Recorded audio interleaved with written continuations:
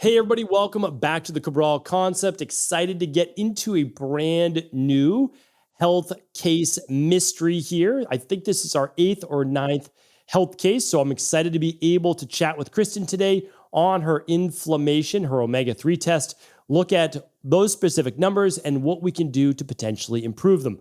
Once again, thanks so much for joining us here today on the show. And Kristen, welcome to the Health Mystery Case Lab Studies. Thank you for having me. Yeah, it's great to be able to go over these labs, especially what I call the introductory ones that give you a lot of information in really just one or two single data points. And once you know that data, you can actually make big changes in your life that have a dramatic improvement on a lot of the symptoms you might be feeling. So if you don't mind, I'd love for you to share with me and the audience maybe a couple of different symptoms, some things that you might be struggling with, and why you might have run this lab test. Well, I did run my metals and minerals and my organic acid. So this one seemed like it was the next one that made the most sense. I am 52 and I have been, like, not all the time, but I do have migraines. I get them not every month, but like sometimes. And there's not really like a thing. Like, I don't know if it's like a food thing, if it's hormonal, if it's weather, if it's all the above. There's no specific trigger for you that causes No, migraines that you no. can ascertain. Yeah. Okay. Yeah, like some nights I'm like, oh, I probably had maybe like too much like sugary stuff. And I don't really eat poorly, but like if I have like chocolate, or then other times I'll have a little and then I'll be fine the next day. So Sure. there's that. Mainly the migraines. And my sleep it seems like every night I wake up, or morning, I wake up between 3 and 4 a.m. Mm-hmm. It's the weirdest thing. So there's that. And then really, like, with some of the other tests that I took, I just wanted to see like what my inflammation markers were. And I'm a pretty healthy eater. For the most part, I drink a lot of water, I exercise, I practice yoga, I teach yoga. I don't really eat a lot of processed foods. So I'm not sure, but I do not, and I am starting to do my omega-3s. So that, I love fish, but I don't really eat sardines and, the anchovies, mackerel. So I'm not getting my omega-3s. Sure. And I'm hoping that maybe that will help maybe my migraines. And it could also be the fact that I'm 52, that I don't know, like with the inflammation, the hormones, some of my heavy metals. The heavy metals test showed some stress. And so I thought this would be maybe the next test that I probably should take. It would give me more information. Yeah. And it all seems to like make sense. It's like a puzzle.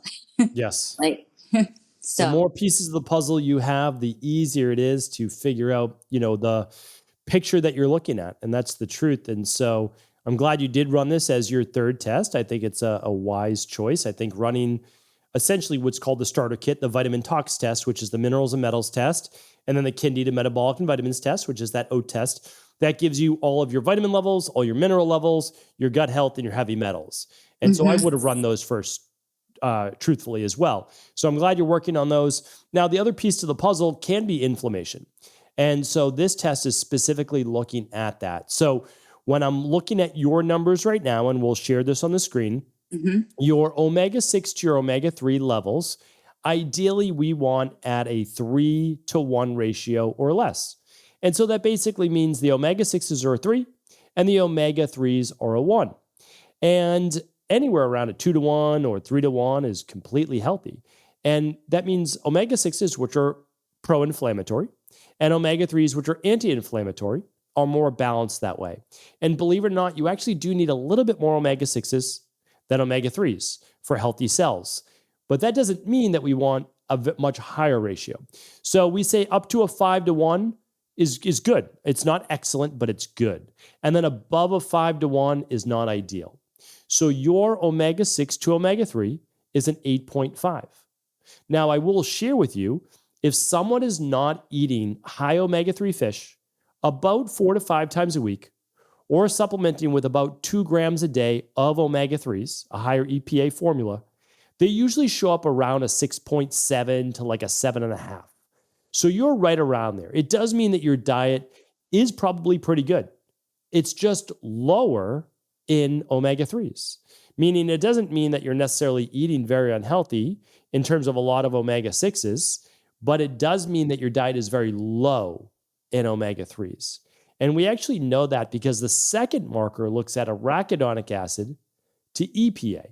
So arachidonic acid is really the most pro-inflammatory omega-6, creates prostaglandins in the body, which can lead to joint pain, inflammation, poor recovery, and yes, even headaches and migraines. If you look up prostaglandin series 2, you'll actually see that they're associated with that. Okay, and then EPA, though, is really your more anti-inflammatory buffer of arachidonic acid, and you're a 13.2. So once you get above a 10, that is quite inflammatory. So no doubt about it, whether, I mean, again, I know that your nutrition, I'm sure, is very dialed in, but your level of omega-6s are much higher. And this does show that you're either eating more red meat, or you're eating more maybe pork, or you're eating a much higher omega-6 nut than you are your EPAs. Does any of that ring true? Well, I don't need a ton of red meat or pork, but I do eat a lot of nuts. So depending on How many which, times a week would you say that you ate meat, though, or chicken with the skin, or dark meat chicken? I don't eat dark meat chicken, Okay. or skin. I don't eat a lot of chicken. Probably red meat, probably once a week, but it's not like it'll be like a fillet, and I'll Yeah, have so like a that's not a couple high bites. amount. That's not going to cause that level. All right, so Um, then tell me about the other ways that you might get that arachidonic acid. Maybe through some nuts that you are eating. So let's take a look at that. okay, so I do get some of the fresh ground peanut butter, Mhm. the Brazil nuts, cashews, Yeah. like sometimes pecans, the mixed nuts. I put the hemp seeds in my oatmeal in the morning with slivered almonds. Um, Are you and buying roasted nuts though? The ones that have already been roasted, they have a little salt on them. yes, Okay. Because that's more where it's coming from. It's not going to okay, be coming from like raw Brazil nuts or things of that nature. It's going to come when they've been roasted. But okay, and that's okay. I mean, like this is not a big deal. Like this is easy yeah, to rebalance, and we just want to make sure that you can still have some. But what's the serving size you might have on a daily basis? And it's okay if it's like 3 cups or 4 cups. Like what's the amount you're no, having now? Is it like a cup, 2 a cups? cup, probably Okay, a like cup. maybe a cup, maybe three-fourths of a cup. Sure. Okay. Yeah, So when we look at that as well, and we just say nuts are great. They're packed with energy though, right? Nuts are one of those foods that are loaded with and dense calorically. And that's not necessarily a bad thing, especially for someone like yourself that's active.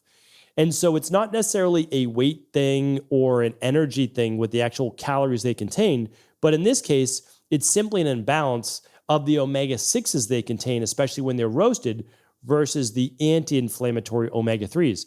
Because most nuts do contain a good amount of omega-3s. They just contain more omega-6s. And so okay, what I would say is we're not going to eliminate nuts. I would try to really reduce the roasted nuts and have more of the slivered almonds and the pecans and the macadamia and pine nuts, and like all of those can be great. So I would do less of the roasted, maybe just like a little treat to enjoy on the weekend or so. But hmm, most are not good. They're roasted in other types of oil, truthfully, and then there's a lot of sodium added to them. So it's not necessarily as healthy as we would like.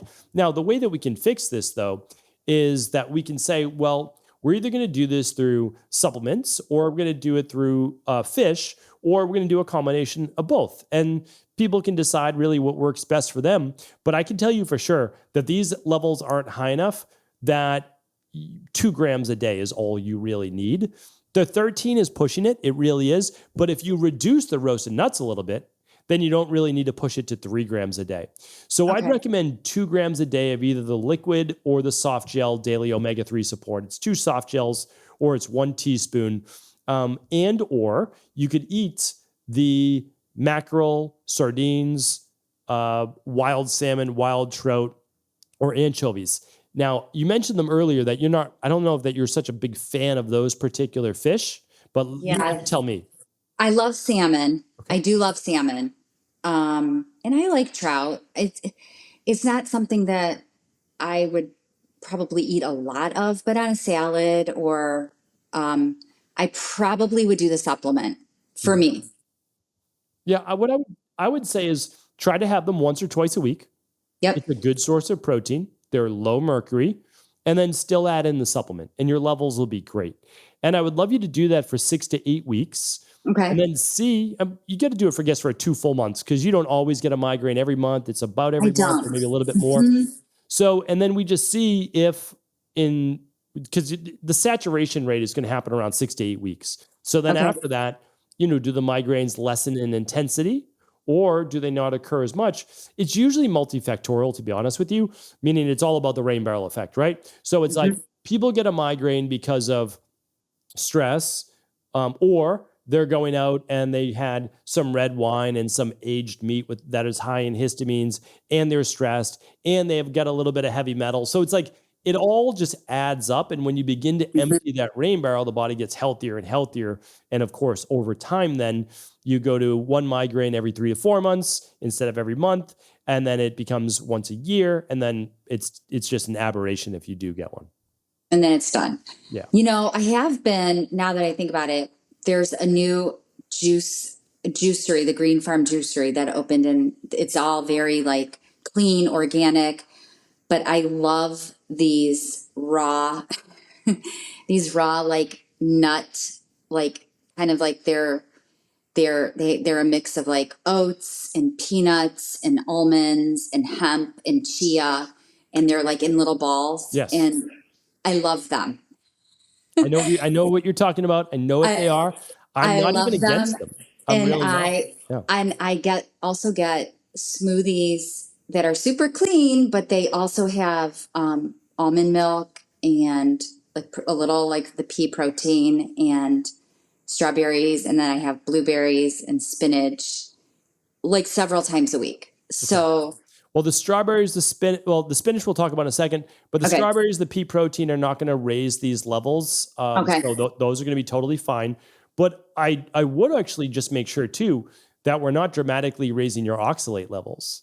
So when you ran your Candida metabolic and vitamins test, the O test, if you did see elevated oxalates by taking in this level of nuts and taking in spinach, we just have to be careful because all these foods can be healthy foods, but the total load on the body just might be too much, especially if you're deficient in certain B vitamins, magnesium, etc. Yeah, which I am. So I have been doing the magnesium, but yes, the spinach that came up on my oat test with the spinach. So it's like, it is interesting that I'm like, oh, every time I get a smoothie, I'm like, can you add some spinach to that? Yeah. So I'm probably just sub that out for a different lower oxalate greens. Like that's okay. Totally fine to do. Or your smoothies are sans greens and they're just fruit for those, which is totally fine. And so you'll be able to play around with these things. And I'm certainly not demonizing greens and nuts and all of these things. They're very healthy for cardiovascular health. That's been proven over and over for blood pressure, even for blood sugar levels. But anything that is good can be overdone. And honestly, 2 to 3 tablespoons is a proper serving for most nuts, but that goes so quick, right? That's so easy to eat. And so we just have to be careful about overdoing it, especially if it's a daily indulgence. Yeah. And I really didn't eat red meat at all up until this past year. And then I started adding a little bit because just because I was like, okay, maybe it would be good with, I don't know, my age and, going through just different hormonal things. Yeah, So, and it does taste okay. Like I don't eat it a lot. I really don't. Um, or pork. So it's definitely the nuts, I for would say. sure. That's what it seems like. Yeah. Again, eating a good quality grass fed filet once a week is going to be fine for the majority of people. There's no issues there. So Yeah. this really does sound like the energy, balls that you're having, Yeah. the potential almond milk in the smoothies, then Yeah. the trail mix or the nuts, and it just adds up. I mean, that's the truth. And when you're eating that on a daily basis, this is what the numbers look like. But truthfully, that's why even healthy people like yourself, we don't guess, we test, Hmm. and we look at the numbers and we say there's no good or bad. It's just allowing us to have data. And now Yeah. that we have the data, we can say, okay, Kristen just needs to reduce here, not necessarily on a daily basis, or look at total consumption on a daily basis. Smoothies might be with water now instead of almond milk if she's having nuts another time of the day. And she alternates Brazil nuts this day, and then this day she's having sliver almonds. And then, so you just look at it that way, and then you take Hmm. your 2 grams of daily omega 3s. And I'll tell you right now, if you retest this in 8 to 12 weeks after being on this protocol, I'm guaranteeing you will see it at a 3 to 1.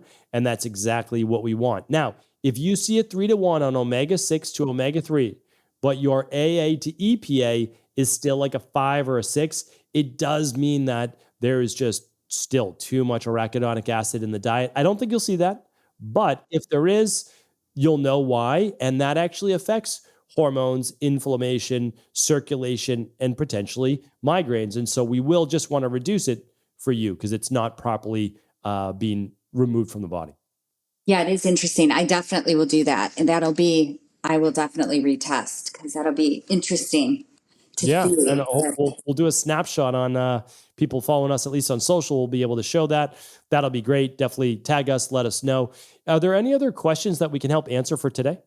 Um, well, let's see. Really, it was like I couldn't really figure out what was causing the inflammation because I don't like I eat pretty clean. So I'm like, gosh, hmm, what? So that Well, makes remember, there's a sense. difference between clean and balanced. So when Yeah, someone's eating what they're referring to as a carnivore diet, and they're eating basically all ribeyes, right? Or they're eating yeah, all, and they're all grass fed. Like that's pretty clean, right? They're eating just yeah, grass fed meat, but that's not a balanced diet. They're yeah, missing the other nutrients that their bodies do need. And some of that is literally just fiber as well. But they're going to be higher in omega 6s to omega 3s, even with grass fed meat. But anyway, I could go on and on about that, yeah, but we won't. So, what I'm saying is the goal isn't always just, clean on the outside. It's what's balanced for me. And this is really what we're trying to teach people in personomics as well, that what I need might be a little bit different than you, and what you need is a little bit different than myself, or maybe other people in your own family. yeah, exactly. Yeah, and I mean, I'm excited. I am just fascinated with all of this. I want to do every single test. That's Like I great. want to do Well, them all because it's the more just data you so. have, right? The Yeah. more you learn about yourself.